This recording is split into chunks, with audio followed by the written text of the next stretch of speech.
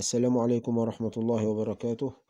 مستر أسامة يحييكم على برنامج ستيب باي ستيب لاستكمال ما تم شرحه من أسماء الإشارة، ووعدي ليكم بالمفاجأة اللي أنا قلت لكم عليها إن شاء الله بعد ما نستكمل شرح هذا الدرس بإذن الله. احنا سبق وتكلمنا عن أسماء الإشارة في اللغة الإنجليزية أنها تنقسم إلى أسماء إشارة للمفرد وأسماء إشارة للجمع. أسماء الإشارة للمفرد تشمل هذا وهذه، وأسماء الإشارة للجمع يعني هؤلاء. وينقسم في اللغة الإنجليزية أسماء الإشارة كما سبق ووضحنا إلى أن أسماء الإشارة للمفرد سريعا كاني نعمل إشارة لأسماء إشارة المفرد إن في اسم إشارة للمفرد القريب واسم إشارة للمفرد البعيد. وهنمر بسرعة تاني على ما سبق وقلناه بالنسبة لاسم الإشارة القريب واسم الإشارة المفرد البعيد.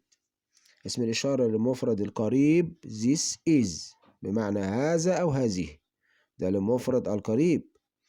للمفرد البعيد that is المفرد البعيد. وضربنا أمثلة كما هو موضح في الصورة أمام حضراتكم، إن لو في كورة أو كتاب قريب مني فبقول this is a ball لأنه قريب، أو أقول this is a book هذا كتاب هذه كرة. لو الشيء بعيد عني مفيش متناولي هقول that is a ball a book. انتهينا إلى إن أسماء الإشارة للقريب ينقسم إلى كلمتين دول this is that is. النهاردة معادنا إن احنا هنكمل اسم الإشارة للجمع. اسم الإشارة للجمع اللي هو كلمة هؤلاء. نفس الشيء بالنسبة للمفرد، هينقسم اسم الإشارة للجمع إلى اسم إشارة لجمع قريب واسم إشارة لجمع بعيد. اسم إشارة للجمع القريب هو this are. كنا بنقول للمفرد this is، هنا بنقول this are للجمع، وبنذكركم بفيرب to be am is are، والماضي بتاعه was were. وارجعوا للحلقات بتاعت فيرب تو بي لتذكر شرح الفيرب ده لأنه مهم جدا جدا جدا. يستخدم في الكلام وهنستخدمه في السؤال، هنستخدمه في تكوين السؤال، وبأكد مليون مرة هيستخدم في تكوين السؤال وهيستخدم في تكوين الجملة. لازم نتأكد من نفسنا إن احنا استوعبنا فيرب تو بي وفيرب تو هاف وفيرب تو دو استيعاب كامل، يعني هنحتاجهم في كل خطوة بعد كده في اللغة الإنجليزية. نرجع لموضوعنا this are هؤلاء للجمع القريب. اسم إشارة هؤلاء للجمع القريب. طب لو جمع بعيد بقى زي ما كان عندي مفرد بعيد بقول له that is أو those are. يبقى في الجمع يبقى في اسم الإشارة القريب بستعمل is مع المفرد القريب ومع المفرد البعيد. في أسماء الإشارة للجمع وبالتالي جمع am و is في فيرب to do زي ما شفنا وشرحنا قبل كده، وأرجو الرجوع إلى حلقات فيرب to be هنجد إن جمع is هي are، ولذلك استعملنا هنا are. these are للإشارة للجمع القريب. those are للإشارة إلى الجمع البعيد. يعني ببساطة إن these are هي الجمع لthis is، و those are هي الجمع لthat is، عشان أنا بأشير لجمع. وقلنا ونذكر تاني إن اللغة الإنجليزية فيها مفرد وجمع، مفيهاش مثنى زي اللغة العربية. المفرد واحد، الجمع في اللغة الإنجليزية اتنين، ما زاد عن واحد فهو جمع في اللغة الإنجليزية. وهنقول مثال برضو بسيط على نهج ما سبق وشرحنا في أسماء الإشارة القريبة والمفردة. هنا بقى جمع اهو، كورتين، كتابين قريبين مني هقول these are balls. كتابين يعني جمع هقول these are books. طيب بعاد مش في متناولي أو بأشير إليهم، هقول those are balls. Those are balls. Those are balls. كتب، عندي كتابين في مكتبة وبشاور إليهم أو مجموعة كتب، أقول those are books. Those are books. Those are books. وفي جدول بسيط جمعنا فيه أدوات الإشارة تاني للتذكرة، وهتبقى أمامكم في جدول بسيط إن أدوات الإشارة للمفرد القريب this is. أداة الإشارة للمفرد البعيد that is. that is. أو تاني، أداة الإشارة للمفرد القريب this is. أداة الإشارة للمفرد البعيد المفرد البعيد this is، ومعناهم هذا أو هذه. طيب الجمع بقى، في اسم الإشارة للجمع هقول these are. these are يعني هؤلاء للجمع القريب، يعني جمع this is هي this is. this is. this is. this is هنا هتبقى these are. this is دي الإشارة للمفرد القريب. للجمع القريب these are. these are أهو this جمعها are، وأداة الإشارة إيه اتغيرت لأني بأشير لجمع. طيب that is أداة إشارة هذا أو هذه للمفرد القريب. طيب الجمع بقى those are. those are يبقى جمع that is هي those are، وجمع this is these are.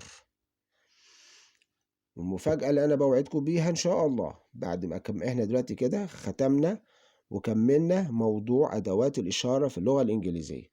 ببساطة إن أدوات الإشارة في اللغة الإنجليزية تنقسم إلى أداة إشارة لمفرد وجمع. المفرد مفرد قريب ومفرد بعيد. مفرد قريب this is، مفرد بعيد that is. الجمع برضو بالظبط زي المفرد، جمع قريب وجمع بعيد. جمع القريب these are، والجمع البعيد those are. وبنفس الجملة دي أأكد تاني وهديكم مثال بسيط قوي في الدرس القادم بإذن الله هنشرحه وهنوجد وهنضع أمثلة، وإن شاء الله بإذن الله هضع لكم تمارين لهذا الموضوع، لأن هيبقى بداية إزاي أكون سؤال.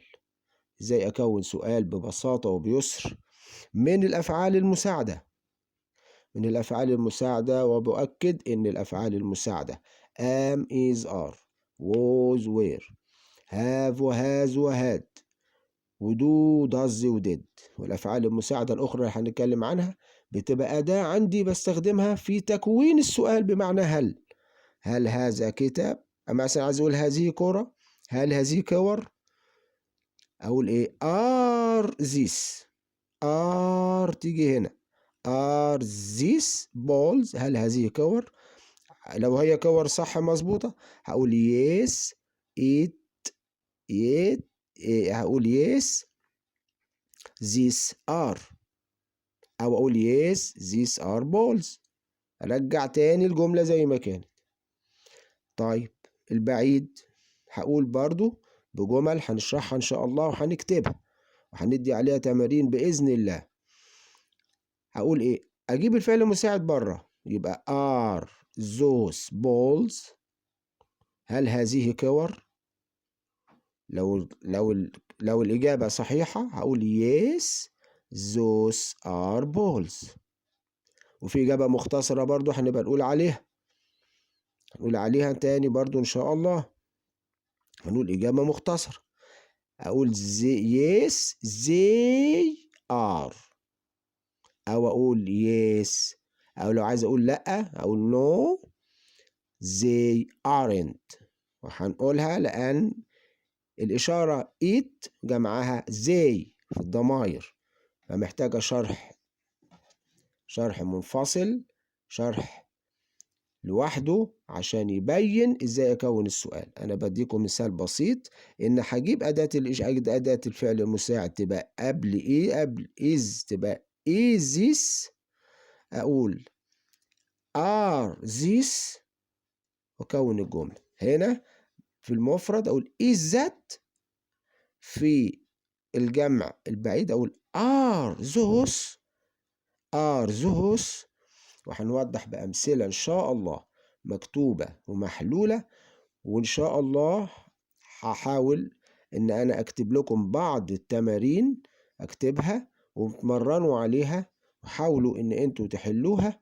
وأي ملاحظة أو أي اقتراح أنا هضعه في الاعتبار، هيكون محل اهتمام كبير مني. وإن شاء الله في الحلقات القادمة بإذن الله في الأفضل والأحسن والتطوير والمعلومات الجيدة والأحسن إن شاء الله، مع دوام المشاركة للفهم ولفك أي فرق أو أي اختلاف بين قواعد اللي احنا قلناها دي.